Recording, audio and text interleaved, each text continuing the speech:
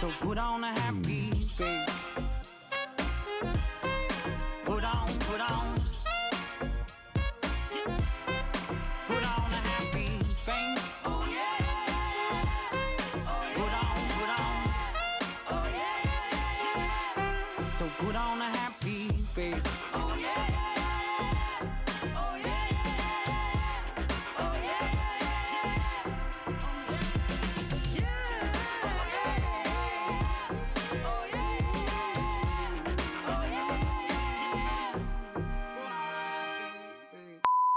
It's 9 o'clock. You're listening to my daddy, Mikey, right here on Decatur FM. Hey, Mikey, who are you interviewing tonight? I love you, Daddy. I love you too, sweetie. You should be in bed by now. It's Decatur FM. We are any and everything Decatur's. Monday in the city, Monday in the neighborhood. Hope everybody had a great Monday. It's a lot better than it was last week. At least when I woke up this morning, it was nice and not nice and warm, but it was warmer than it's been the past couple days. And hopefully we get some more of that later on.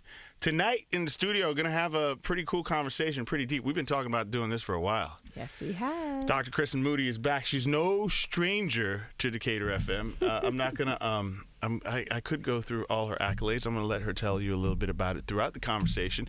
But I will say this. She's a couple things. I'm going to give you some of the accolades. She's one heck of a mom. She's got 2 great kids. She's got a gnarly husband. She's one heck of a boxer and will beat the you-know-what out of you. She just said that she has a place where she's sparring now, so I'm scared of that. 25 years in the education sector and has this great company called the Evolve Network. And we had been talking for a while about doing a show or having a conversation about empathy. Yes. And I've been ducking it like you do in practice. Like, No, I'm not going to you have that haven't. conversation because I don't know what to talk about. That's not true. No, it's not true, but we just haven't had the time. And I figured, why not now? Because of all the things that we have been going through the past few months. When I say what we've been going through, we've been having a lot of conversations, especially in the neighborhood, about equity and what's right and what's wrong and diversity and affordable housing. And bunched in all of that, I'm pretty sure we need to be somewhat the other empathetic. Yeah. But the problem is, let's start here. I don't necessarily know what that means. I think a lot of people don't, which is part of the challenge with empathy. So I think a lot of times when people think about empathy, they think of it as, air quote, a soft skill, and don't realize that empathy underpins power for a lot of people. So let's rewind. Can you define it for me? So there's lots of different ways that people slice empathy. I like Teresa Weissman's version of empathy. She is a nursing scholar. And the reason I like her definition of empathy is because I think it taps into a universal approach to it that is something you can practice, and it is something that people can get better at. But it is also a really good litmus test for whether or not you're doing it right. And what she says is empathy has 4 qualities or conditions. It is fully accepting the truth of another's experience, accepting that truth without judgment, accurately interpreting their emotional state, their heart about that experience, and then being able to reflect back a connection, a parody of emotion about their feeling. Now, are these all... they don't go in chronological order, do they? Because you lost me at when you look at somebody and not creating judgment. Yeah. That's where we get lost a lot. Yeah, because judgment is fun. And I think the thing about, right? And so I think it's a blast, actually. Yeah, I mean, I think the thing about empathy is that we constantly misassign empathy to situations that aren't actually empathetic. So, such as? One of the things people talk about a lot that I often name in my trainings as a great misexample of empathy is when people say, oh, I'm just such an empath. I'm constantly feeling other people's feelings. The reality of that's actually a phenomenon called emotional contagion. So there are all sorts of evolutionary tools that we have that keep us alive. So when we are in the presence of another member of our species that we feel is having some sort of power over us, whether it's the cashier at the checkout line that has power over how quickly we make it back home, or whether it's our boss, or whether it is an employee who I'm counting on to get something done. When we perceive them as having a certain amount of power over us, their emotional state is something that we can sort of catch. And so we often find ourselves around some people whose feelings we catch pretty easily. There are some people who are more susceptible to catching other people's feelings, but that's not empathy, because that doesn't require you to understand what people are feeling, what their truth is, or really get more engaged with them, which is what empathy requires. It's a level of engagement, so that emotional contagion isn't. That fake out empath thing that you think that you're feeling is pretty much, you're just receiving the input. You're not doing anything back. You're sharing the feeling. So it's not a fake out. I mean, to be fair, there are people who are very sensitive, and that's exhausting. Right. But the reason I think it's an important distinction from empathy is that if we walk around thinking that catching other people's feelings is us being empathetic, then a lot of times we miss the nuance and really being able to actively listen and engage in another person's experience. And when we talk about some of the things that we've been talking about in Decatur, the Decatur dinners. I recently had the honor of meeting with some PTA folks at Winona Park who are doing really important work around equity. They're doing those incredible peace and pie at a couple of the schools in Decatur. And that work requires not emotional contagion, but true empathy, really being able to have conversations with people, get to know their experience, hear their experience, trust their experience to be what they say it is, not judge that experience. Like there's a whole level of engagement that requires that's bigger than just, I see you feel frustrated, so I'm gonna feel frustrated with you. That's not empathy. I had a guy tell me one time, a friend of mine, he had recently lost a relative, so I automatically said, I'm sorry. He spit it back at me, why are you sorry? Like, what? You don't know the person, why would you be sorry? The right response was, how are you feeling? Like, now this is a person that I know, so he can tell me something like that, right? So he goes, you should have asked how I'm feeling, right? Now my question is that the difference between being sympathetic and empathetic? So it's tricky, right? Because I think the right response is the response that works for that person. Right. Okay. And so empathy is a choice, right? And so I shared with you when I came in, I'm somebody who has a condition where I have chronic pain. Yeah. Which makes me sometimes forgetful. It makes me sometimes really cranky. It makes me sometimes a real pain in the butt. Right. And I have a particular way that I want people to engage me based on the fact that sometimes I have chronic migraines. So if I'm on day, 64 of a headache, there's a way that I want people to engage me. But the way that anybody else who is experiencing chronic pain, what they might want is totally different. So the right answer isn't a stock answer. The right answer is the answer that's right for your friend. Right. And in getting to know them and having a safe place where you guys can dialogue about what it is they need, that is where you build empathy. So essentially then that would be, I would have been empathetic if I responded the way he was expecting me. Sort of, right? I'm really trying to get... Asking questions is a great place to start. Okay. So I think one of the things that we often feel like we have to do, especially if we're dealing with somebody who's in a tough space, is to solve it for them. All the time. Right. Like you just told me you had headaches. I automatically was like, well, what can she take? I'm about to dissect her nutrition. Blah, blah, people do it for me all the time, right? I have a friend who has struggled with weight her entire life. Yeah. And one of the things she talks about is like, every time I say something about the fact that as an overweight person, people immediately start trying to tell me how to lose weight. Like, I don't know more about losing weight than anyone on the planet, because it's something I've dealt with my whole life. Right. And so a lot of times I think we go to trying to fix the thing as a way of showing care. But oftentimes the way that we feel most heard and cared for is when somebody says, well, what do you need?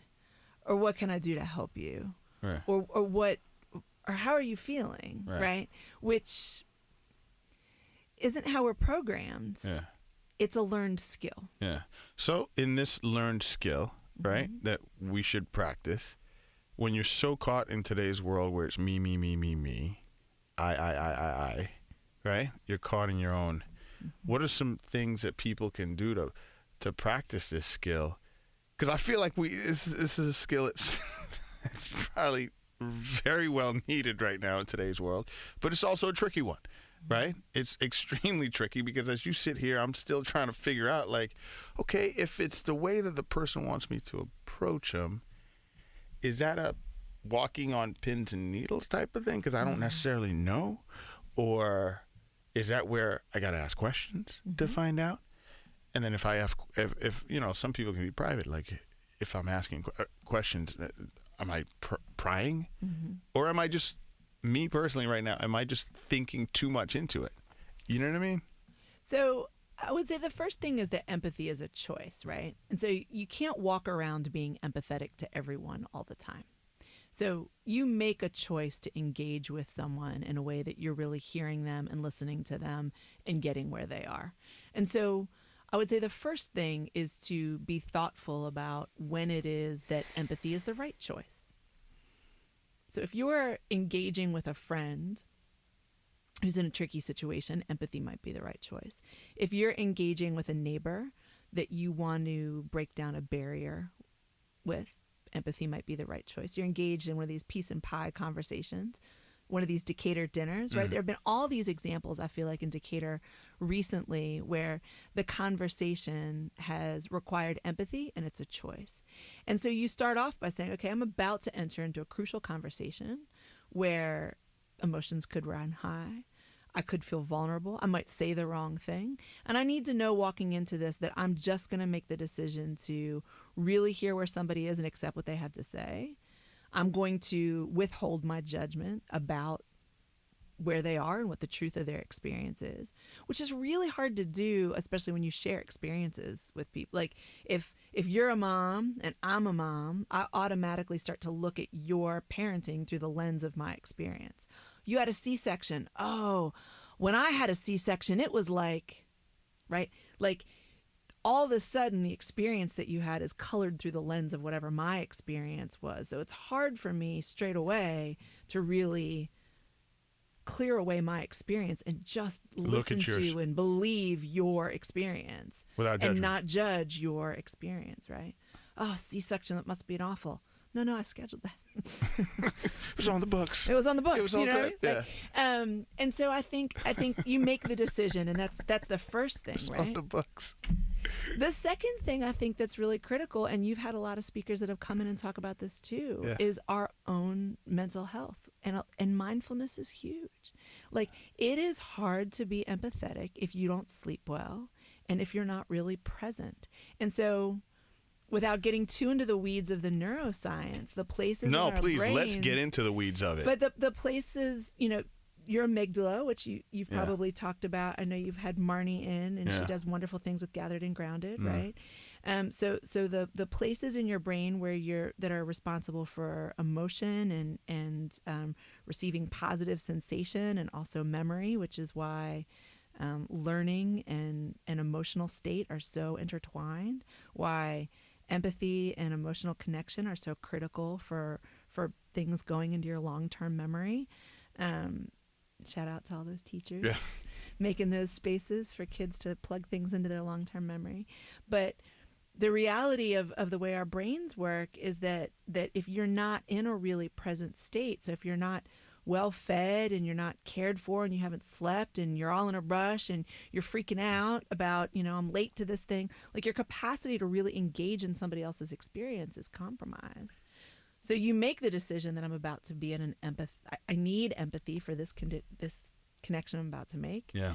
And so I need to do something to be mindful and present, whether that's some sort of, however you get your mindfulness on, but it's become a big headline because it is so critical to what we need to do to be effective, healthy members of society. And it is so hard and requires so much more intentionality now than it used to, given the pace of our lives and the number of distractions we have.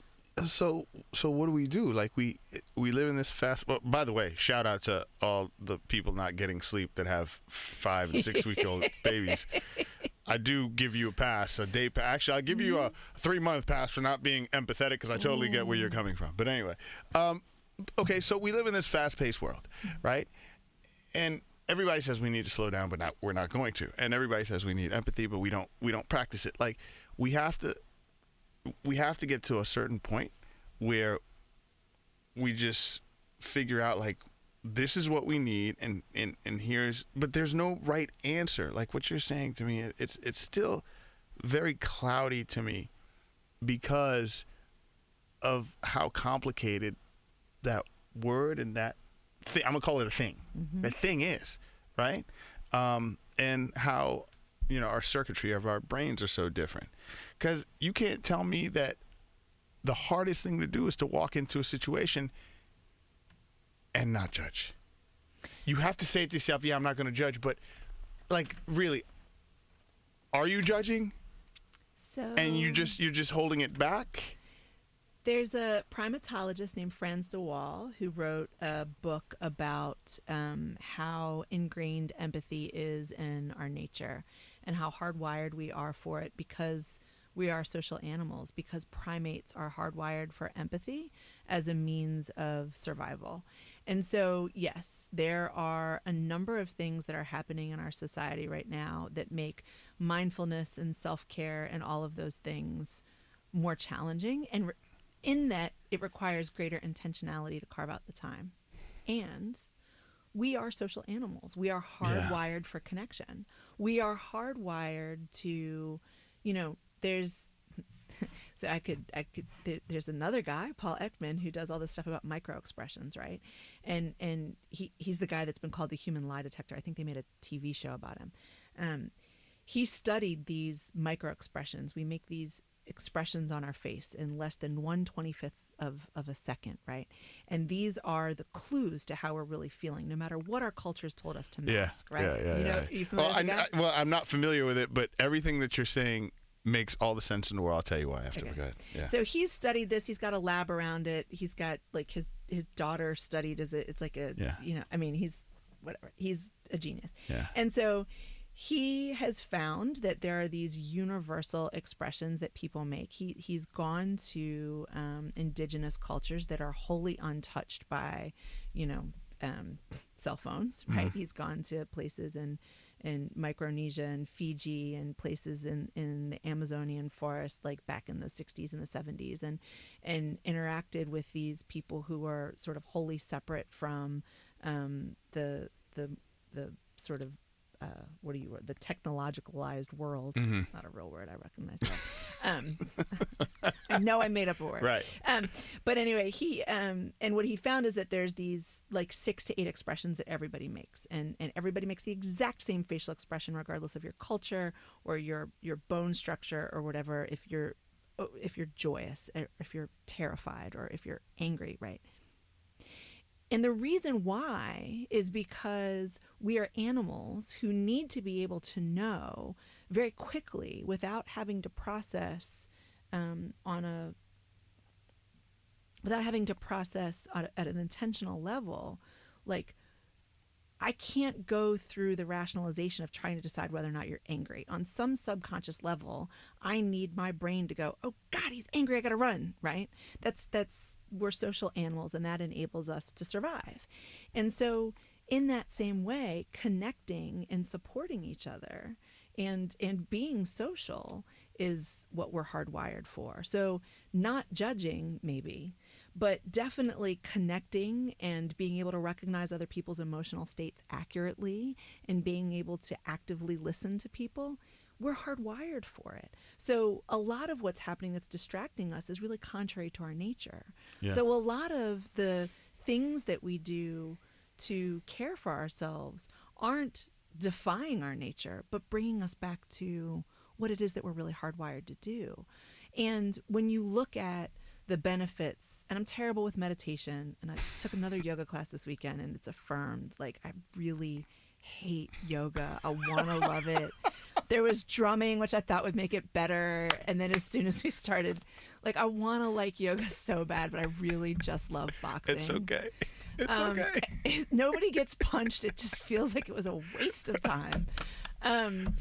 But all these things that we do, right, to like get more centered and to move the energy through our bodies and like those are all things that return us to sort of our more sort of animal natures, which are social and are cooperative and are emotionally supportive. Right.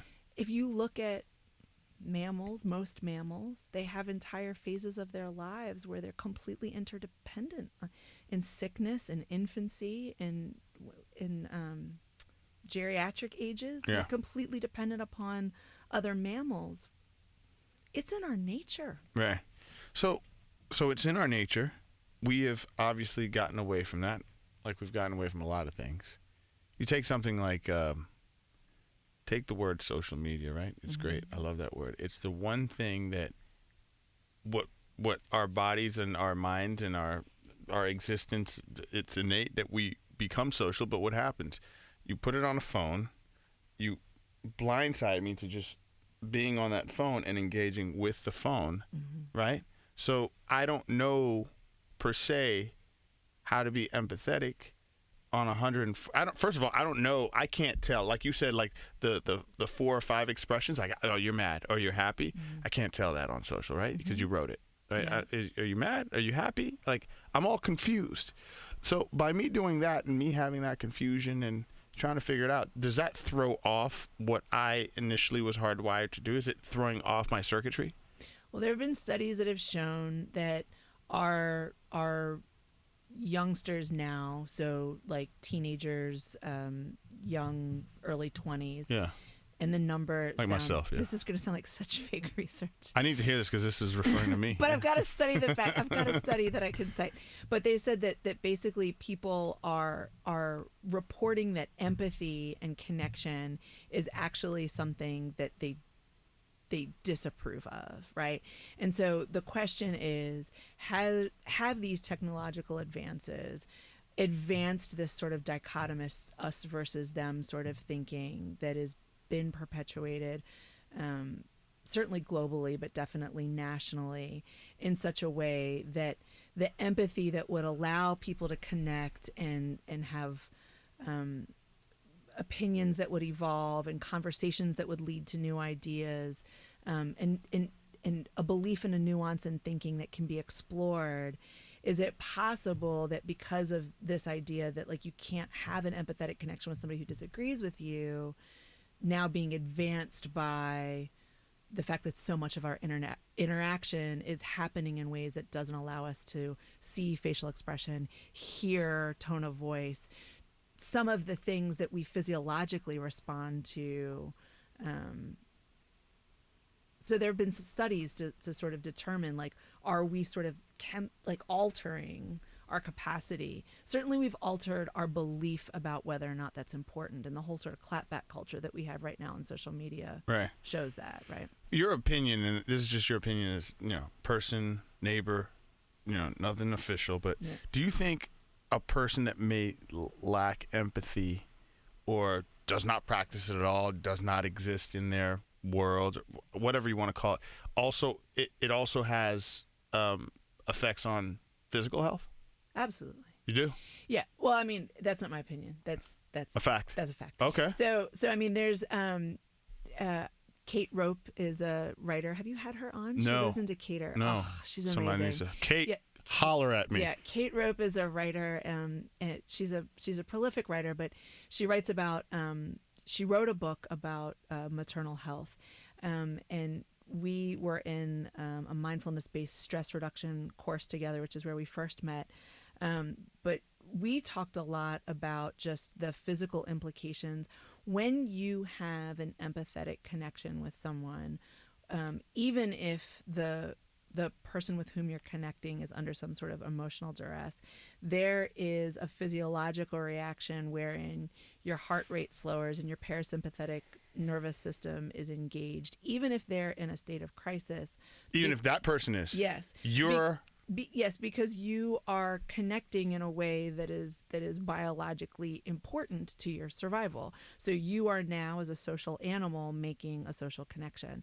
So oxytocin is released, and you look at, there's all this stuff about when babies cry and the whole connection between primary caregivers and infants, and when they cry and the feeding and the oxytocin that is released. These are all like chemical things that happen. Lies. To make My blood pressure goes up when he starts crying. I swear. No kidding. But there's chemical reactions that gotcha. happen that enable us to connect with these tiny humans that can't communicate in ways that aren't, making us miserable. But that connection then engages your parasympathetic nervous system in a way that we need. It lowers your heart rate, it lowers your anxiety, it lowers your cortisol, it increases your oxytocin production, it slows your heart rate, it slows your breathing, it allows you to digest and do all these things. So, I mean, if you look at the studies of people like Franz de Waal and Decity and some of the people who have studied empathy from a physiological perspective, what they see is that kind of connection does something to you physically, which is important, right? There's the studies about the people who lose a partner and all of a sudden mysteriously die very quickly thereafter, right? Yeah. All the time. It even happens with pets, right? So, I mean, clearly that connection, when lost, expedites some sort of physiological deterioration. Yeah. So the inverse is also true. So how can one, like, if looking around doesn't acknowledge that we need to be more empathetic, how can we push him to say, listen, you could be a little bit more healthier too as well if you went back to your roots, right? Yeah. To a degree. Like, there's got to be steps and ways that we should practice this, because it's all about right now, like, as I've and you've experienced too as well, like we've heard about the dinners and everything else that we've talked about, and it's enough talking. Like, how can we start doing? I mean, obviously, this is part of what you do for living, like, as far as a human, as well as work and everything else. How do we go through those stages, and how do we, like, what would you suggest? There's a person at home sitting on the couch. It's just blank. Well, I think that But they know that there's something. Yeah, so like, there's a feeling. You just don't know how to express it. Yeah, I think this timing is really good, because one of the things that people ask me most often in the trainings I do is, how do I navigate these tough political conversations when I go home for the holidays with people with whom I disagree vehemently? Yeah. Right? Yeah. And next week will be that for a lot of people. Yeah. Yeah. Yeah. And so I come back again to Teresa Weissman's 4 steps, right? You accept somebody's truth. You accept it without judgment. Stop. But that's not your truth. Yeah. And so the reality is that everyone has their own unique experience. And if,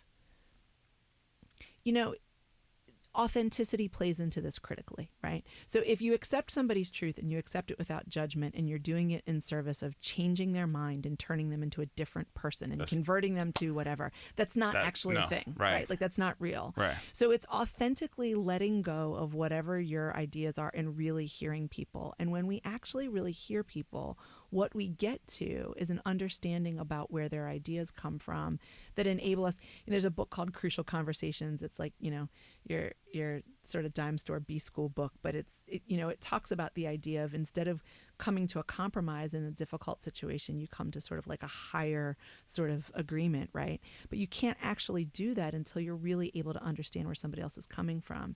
And so when we go into these conversations, like, if you're going home for the holidays to spend time with people with whom you really vehemently disagree, you have to start by knowing that you've got to do some sort of self-care so you can be mindful and you can be present. Like, if you're going to get sauced, like, that's not actually mindful and present, right? Yeah. But there might be some self-care in that, right? There's only so much you can do. Yeah. You've got to establish boundaries. You've got to have, your safe word. But there's also a certain amount of just, like, people don't argue when they're being heard. Like, there's only so much rallying you can do about somebody who's going, I hear you.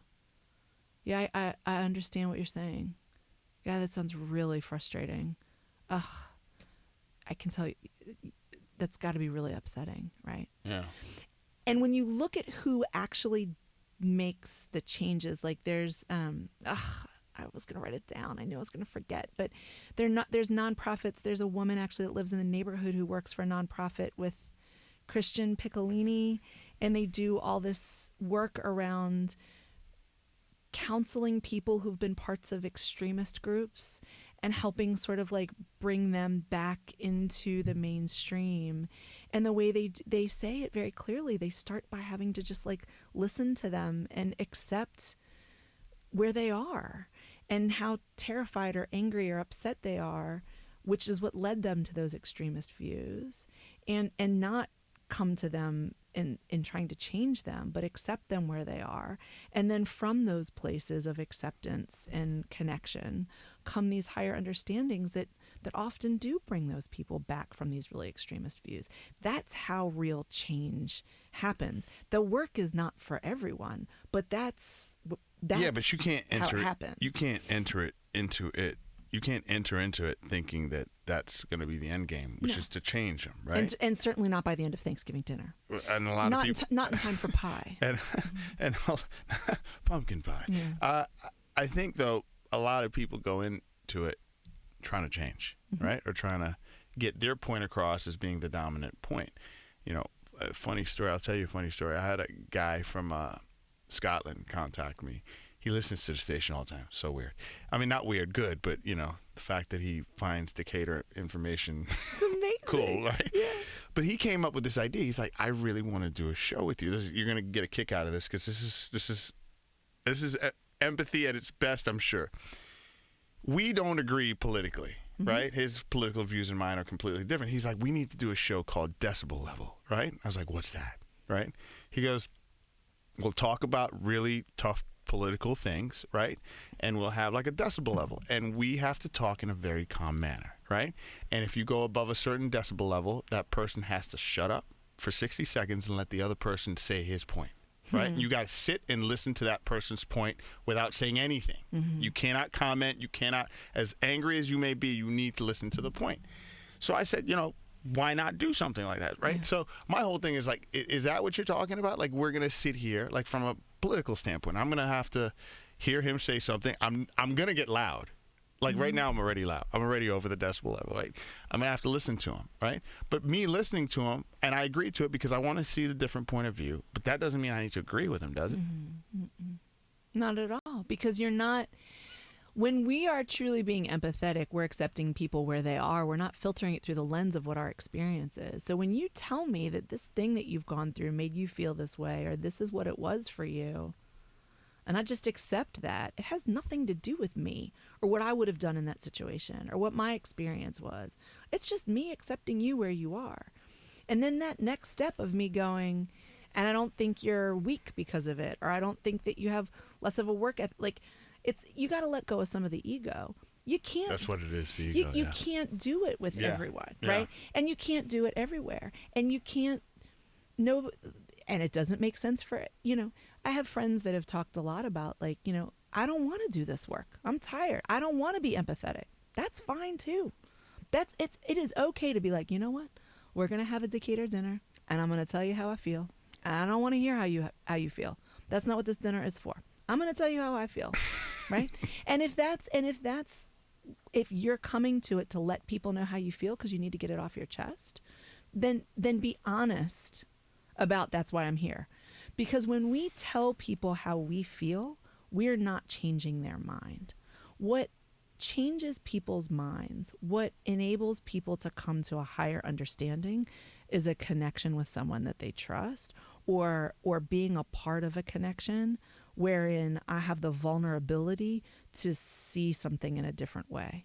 I don't get that vulnerability to see something in a different way when you're telling me about how I'm wrong, or you telling me about how I'm missing something. Like I don't ever get to that vulnerable space. You're not going to like drop some bomb of knowledge I've never heard before.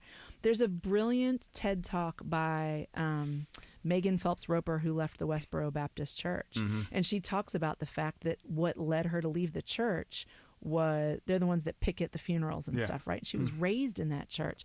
And what led her to leave the church was a group of people on Twitter that she ended up becoming weird friends with, that she ended up like having a friendship with, and they would ask her questions. And because she built a trusting sort of like relationship with them, they could ask her questions and sort of pick holes in her theory in a way that she felt trusting and vulnerable enough with them that she could actually explore.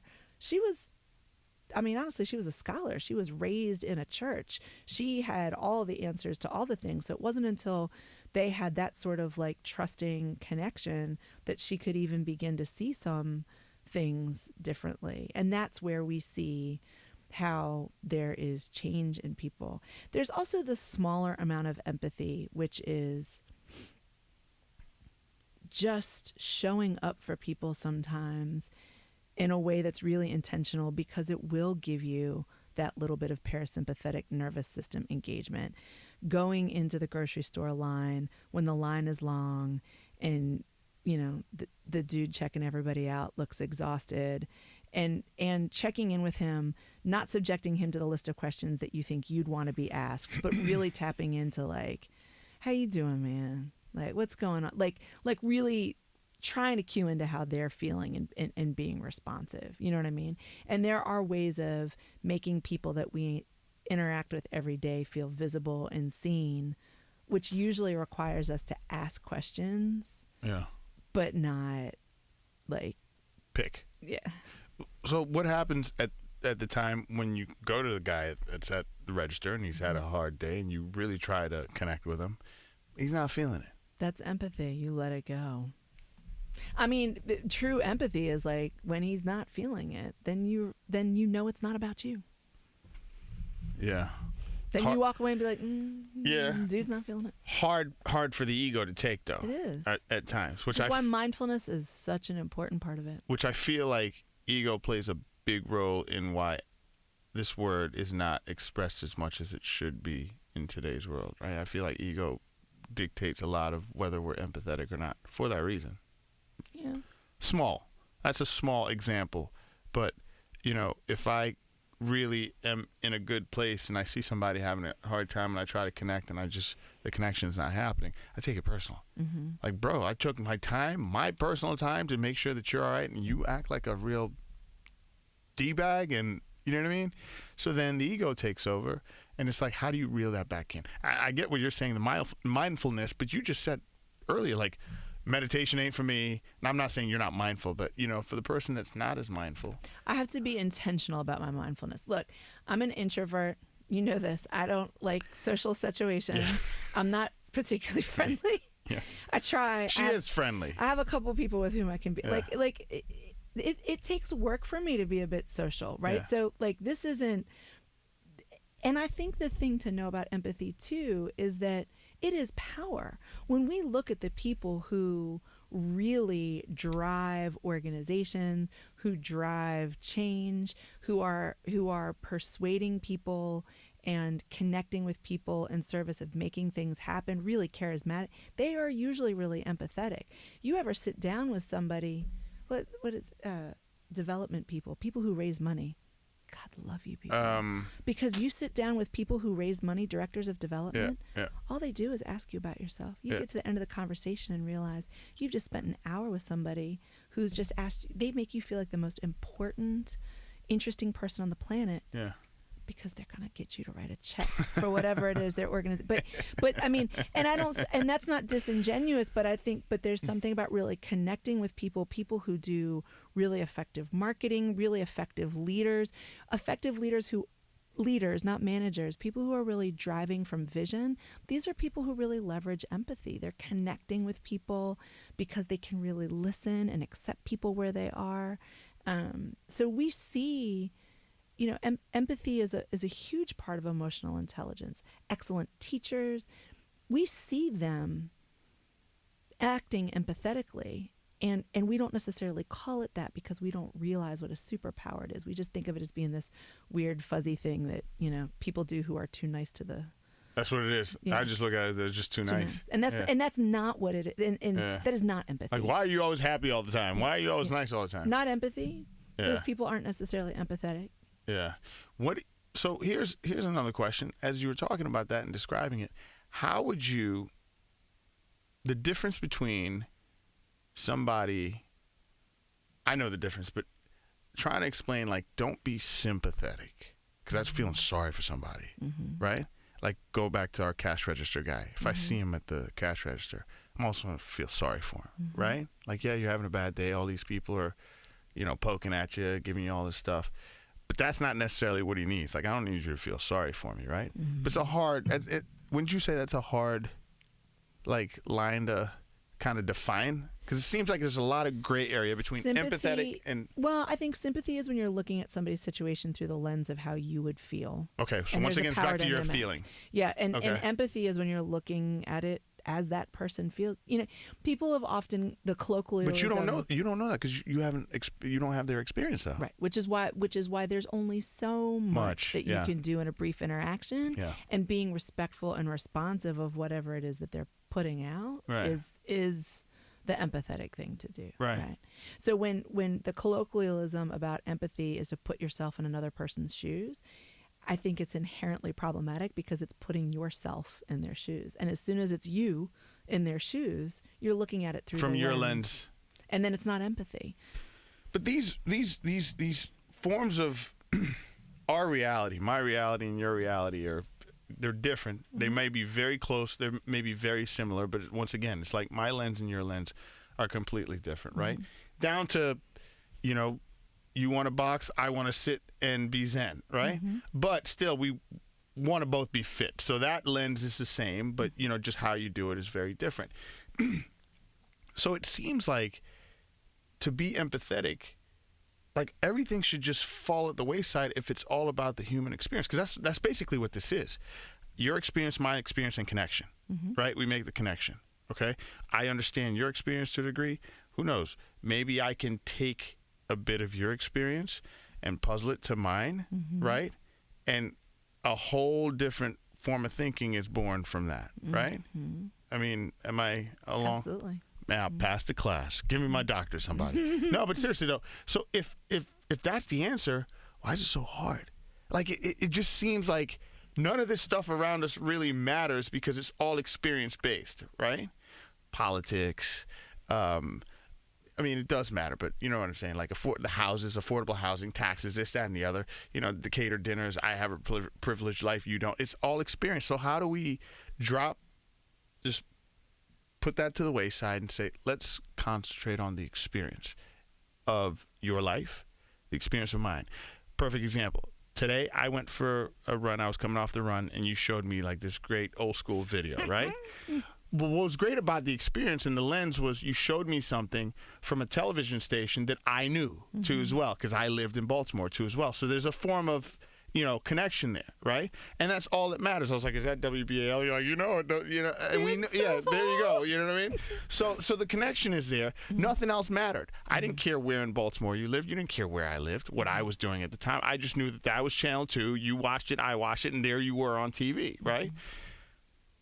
So if we speak of it like with ease, with that kind of ease, why is it so hard? I really try to understand like why this is so hard if we are just basing it off of what you experienced, right? I get it. Decatur dinners is a perfect example. A lot of people were talking about like the word was white privilege, right? I had a privileged life. I had a privileged experience. All right? Cool. All right. I'm going to look at it from your lens. Great. Look at it from mine. Great. But outside of that, everybody always paints a picture like, because I have this and you don't have this. Like, it's not about that. It's about, connecting, understanding why I'm frustrated. You know what I mean? It seems easy, and it constantly becomes not. Like, it's just the best way to get from point A to point B is point of least resistance, but we don't go that route. We don't go straight across. We go up, down, and around. It requires, there's the ego and there's the trust. And I think it requires, if you think about the people with whom you can be completely vulnerable and completely be yourself. And I think that the number of people and the character of the people that you have that relationship with probably varies for everyone. But the reality is, the kinds of vulnerability. I have a really good friend that lives at the end of the street. She went to yoga. We went to yoga together this weekend.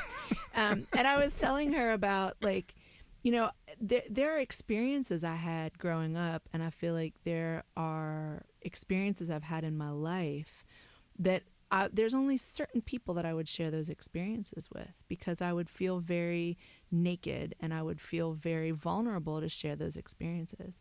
I think it would be amazing to live in the kind of space where I could be really open about all the experiences I've had and be really vulnerable and trust that no one would judge me or use that against me, because we would all grow from it, right? Yeah.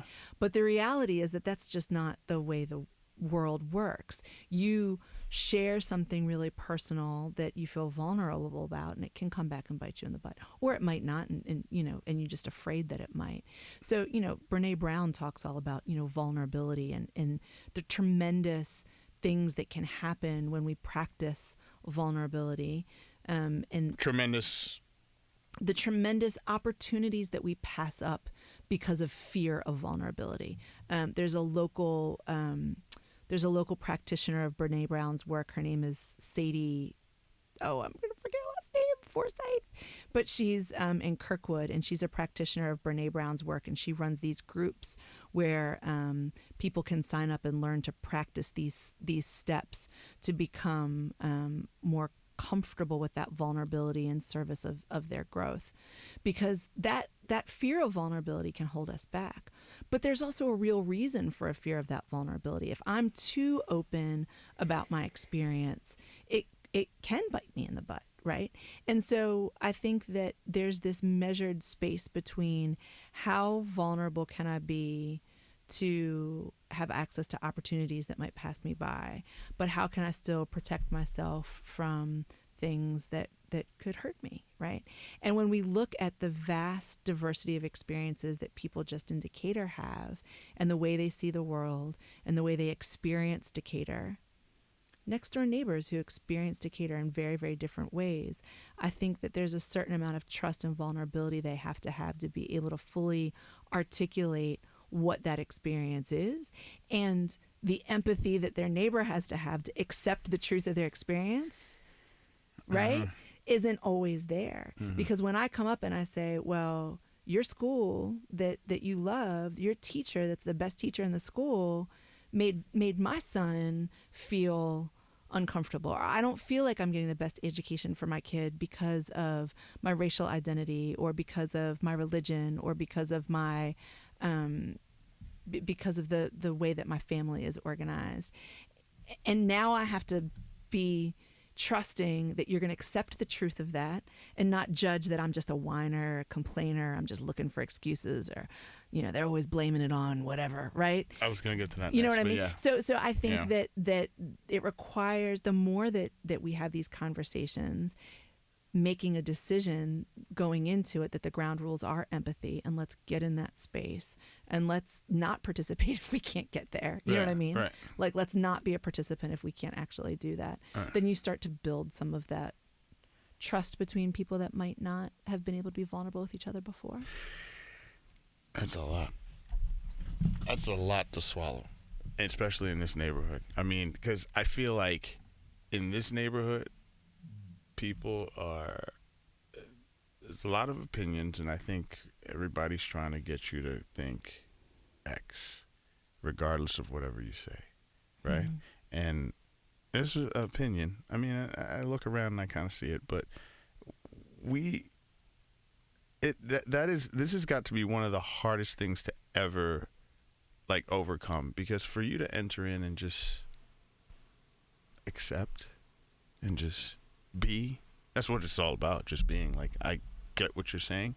Because as we speak and as I listen to you speak, I'm saying to myself, my brain says, my lens says, yeah, I get that, but there's got to be what's the end game? There's got to be an end.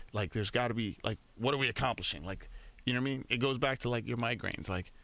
You tell me you have a migraine, I want to fix it, right? Just like any human being would want to. I don't want to see you suffer, right? And not saying that, I mean, she's not dying, everybody, just so you know. So, but it's hard for me not to want to do that. I got to figure that out. And sometimes you're just nah, man, I'm just asking you to not let the decibel level go above 6. You know what I mean? I shouldn't be shining these bright lights and I'm cool.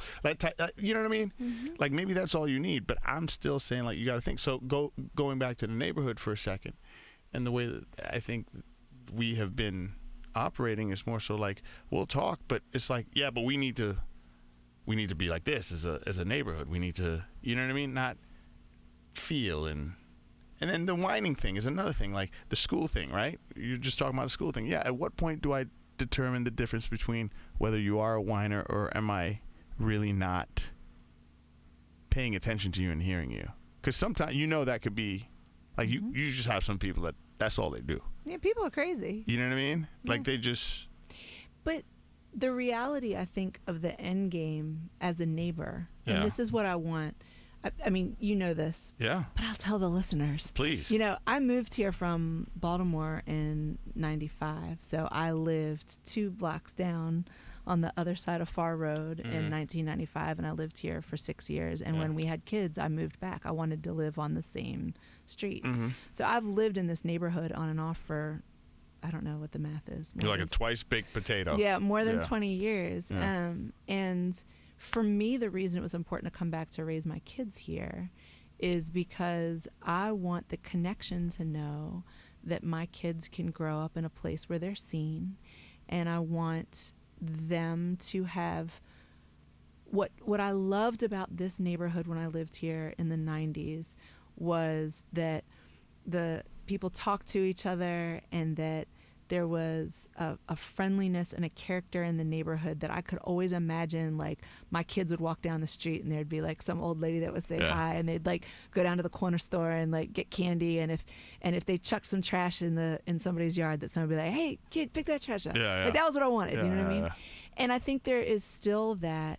But even as the character of the neighborhood has changed, the thing that I hope will continue to be in place is that we connect and see each other regardless of how different we are, and honor one another, and see each other for who we really are. So no matter how different the people on the street are, no matter what the religious, cultural, philosophical, political backgrounds are, I want to know that you love my kids. Yeah. And I want to know that you would watch out for them. Yeah. And that you would do right by them. Yeah. And that if I said, "Hey, that thing that you just did, like that thing that you just said to my daughter, like that doesn't fly with us," that you would be like, "I'm sorry. I was trying to do the right thing and I didn't realize that was offensive to you, and I would never do that again. I love your daughter. I would never." And like to me, that's the space to be in, is the let me do right. Let me know you well enough to try to know what you think is right. And when I do wrong, let us be connected enough that I can hear you and be responsive to that, and not let my ego get in the way. Bringing kids into the situation for a second. My daughter does this all the time, right? And I think I don't know if she's figured it out or whatever, but I don't recall ever doing this when I was her age. So every now and then, like if she gets on my nerves or she does something like, not listening, I'll yell, right? And she freaks out. She'll go, "You're hurting my feelings. You really hurt my feelings," right? And I start saying to myself, okay, well, hold on a second. Do I need to reel that back in? And do I need to address that? Or is she using that now at this point? Is she using that as an scapegoat because she knows she did wrong? She didn't pick up what she was supposed to do. You know what I mean? That type of stuff. But it makes me think for a second, like, I mean, she's 4, right?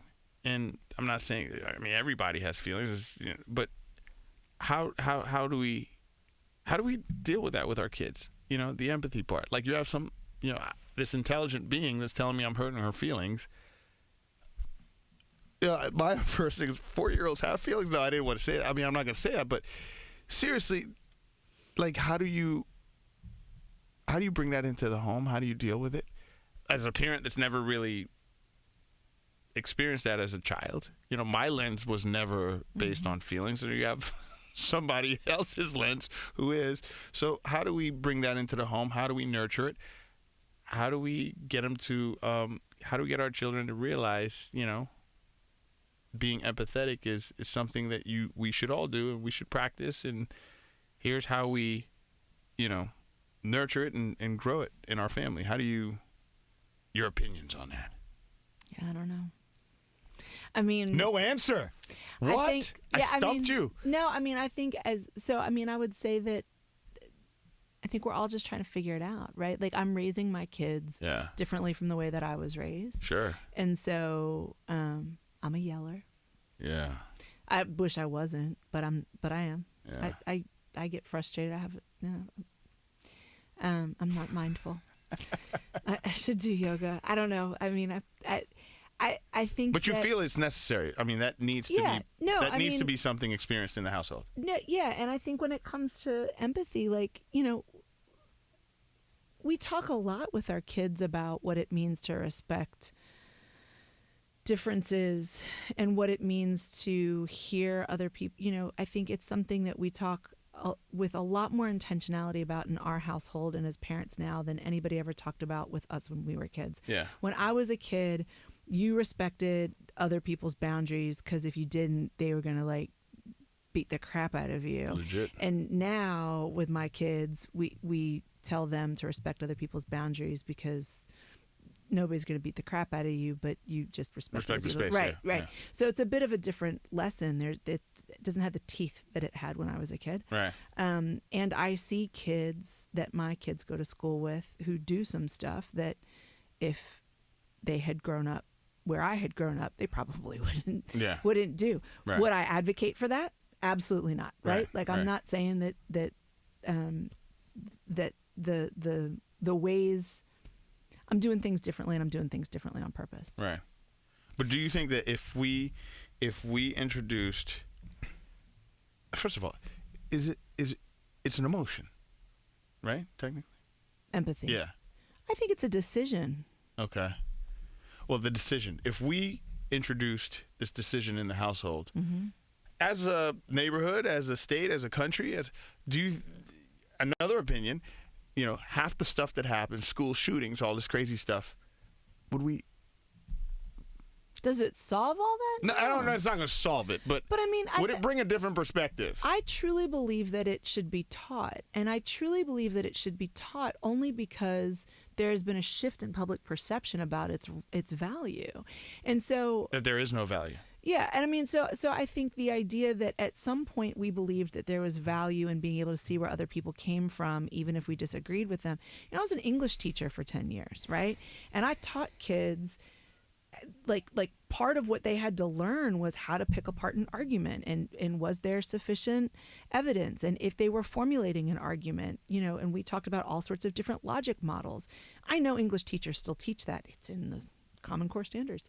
It's in the Georgia, whatever they call the Georgia standards now, right? Like, I know that those things are still taught. However, there seems to be this idea that if we don't agree, that there's no point in me even hearing what you have to say.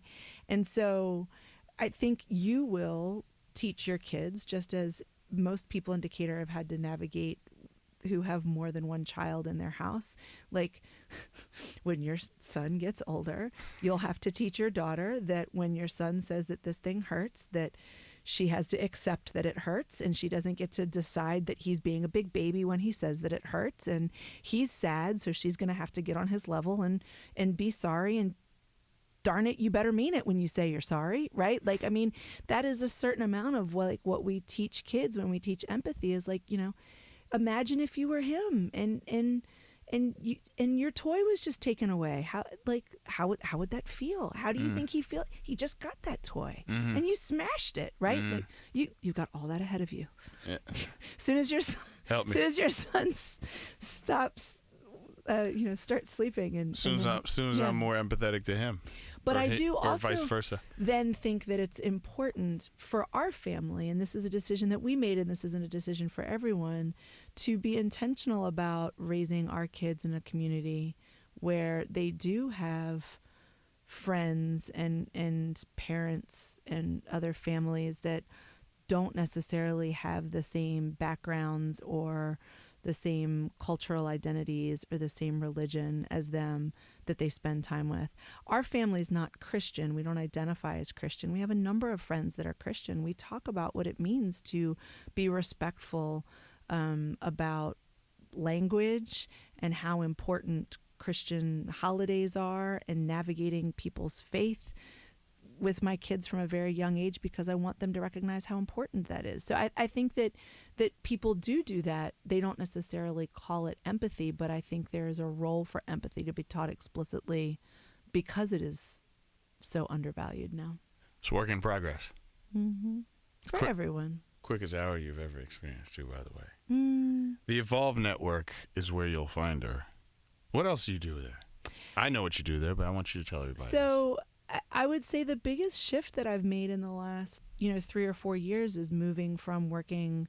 I do still do a lot of training on empathy, and I do a lot of work with schools, but I do a ton of personal coaching now. And I think it's because empathy was such a critical role when you're a consultant and when you're going in and helping school leaders to improve schools and helping districts to make massive changes.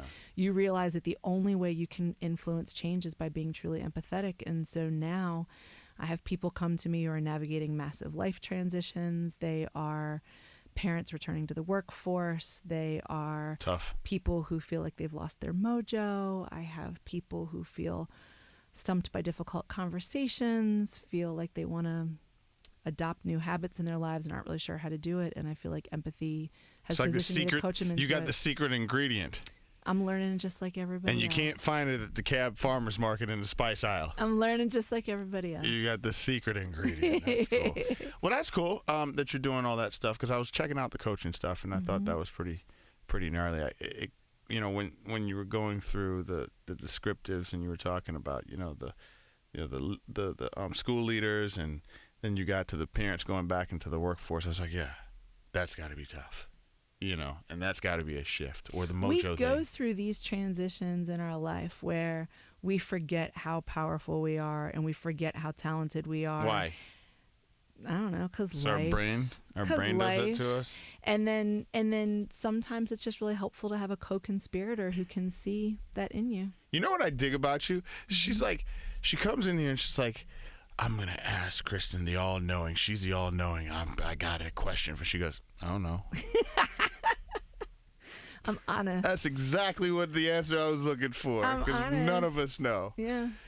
Well, I got to have you back again, because this is literally you know what we should do? Like, we should take this outside of the studio. We should do like our own TED Talk. I would love that. Yeah, and just do it on empathy somewhere.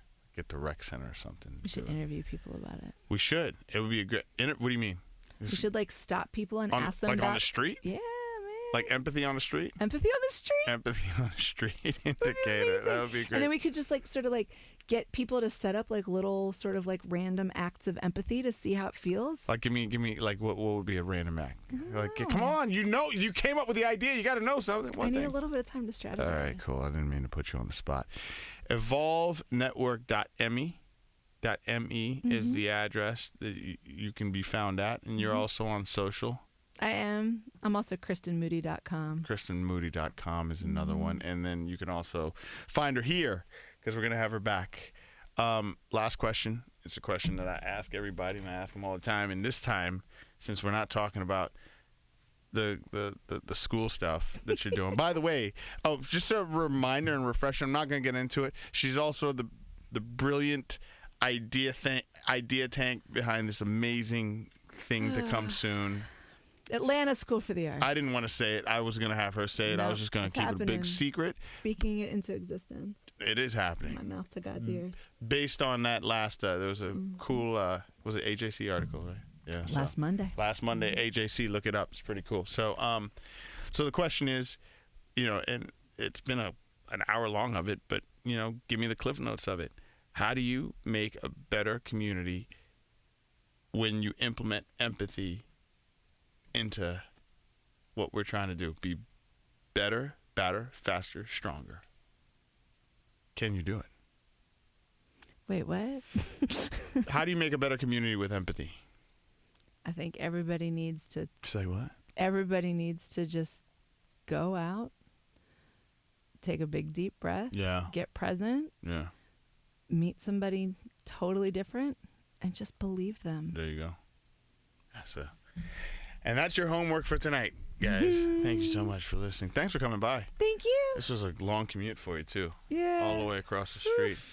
Everybody, thank you so much for listening to Decatur FM. We do appreciate it, and we do hope that we sparked some ideas and some thoughts. Would love to hear your thoughts and comments on how we can become more empathetic as a community.